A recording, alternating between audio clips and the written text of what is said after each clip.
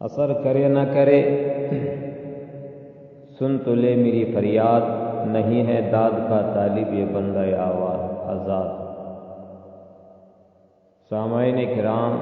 ایک یونانی مفکر کا معروف مقولہ ہے کہ انسان ایک سماجی حیوان ہے، یہ تنہا زندگی بسر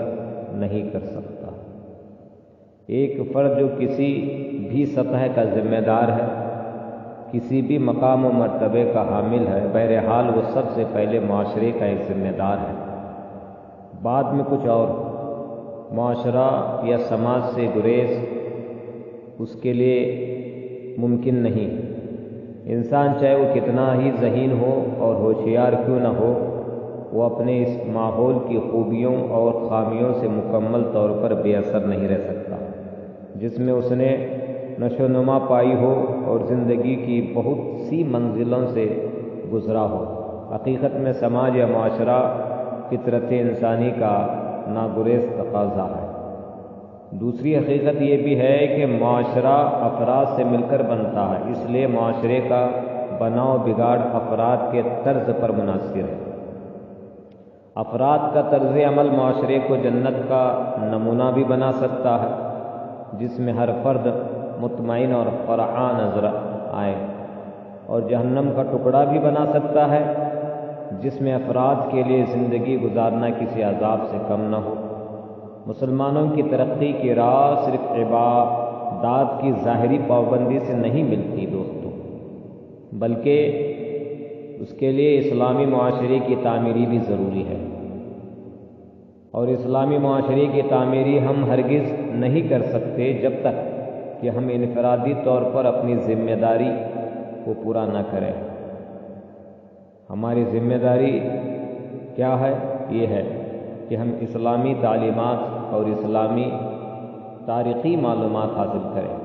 کیونکہ جب تک ہم اپنے درخشاں ماضی اور اپنی تابناک تاریخ سے پوری طرح واقف نہ ہوں، تب تک ہم اپنی زندگی کے لیے کوئی لاہ عمل مرتب کرنے یا معاشرے کو سنوارنے کی کوئی کامیاب تدبیر پیدا کرنے کا تصور بھی نہیں کر سکتے۔ گزرے ہوئے حالات اور ماضی کے واقعات کے مطالعہ ہی سے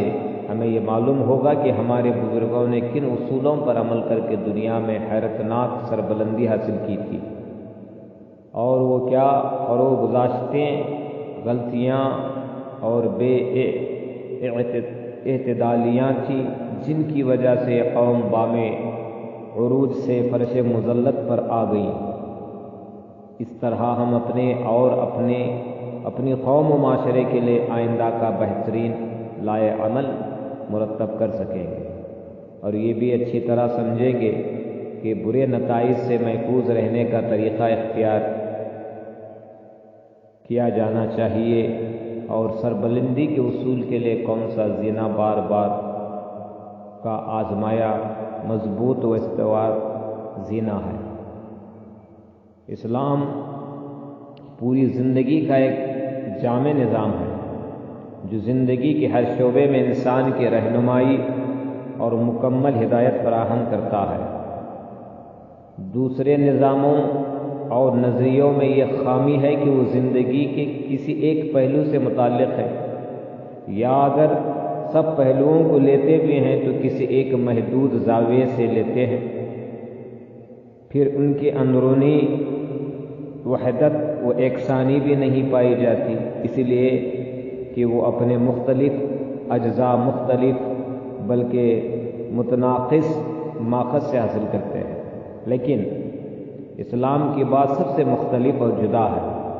اس کا سرچشمہ ایک ہے، الہامی ہدایت، یہ رہنمائی پوری زندگی سے متعلق ہے۔ اس نظام میں جامعیت بھی ہے اور کمال بھی، یعنی وسعت بھی ہے اور وحدات بھی ہے، یہ سلطنت بھی ہے اور وطن بھی ہے۔ اسلام حکومت بھی ہے اور رعایا بھی ہے، یہ ضابطۂ اخلاق بھی ہے اور قوت بھی، یعنی رحم بھی ہے اور انصاف بھی ہے، یہ ثقافت بھی ہے اور قانون بھی، یعنی علم بھی ہے اور فیصلہ کن طاقت بھی، یہ مادی طاقت بھی ہے اور صوت بھی، یعنی ذرائع معاش بھی ہے اور غنا بھی، یہ جہاد بھی ہے اور دعوت بھی ہے۔ یعنی جوش بھی ہے اور ہوش بھی ہے۔ غرض کہ اسلام ایک ایسا مکمل نظام حیات ہے جو زندگی کے تمام شعبوں پر محیط اور حاوی ہے۔ اگر اس پر نہایت ہی خلوص اور پابندی سے عمل کیا جائے تو صرف انفرادی زندگی ہی نہیں بلکہ قابل رشک نہیں بن سکتی، بلکہ اجتماعی طور پر بھی مسلمانوں کی سربلندی کے ساتھ ساتھ ایک ایسا مثالی معاشرہ بھی وجود میں آ سکتا ہے جو بد اخلاقی اور بد کرداری سے پاک ہو، جس میں باہمی منافرت کا نام و نشان بھی نہ پایا جاتا ہو۔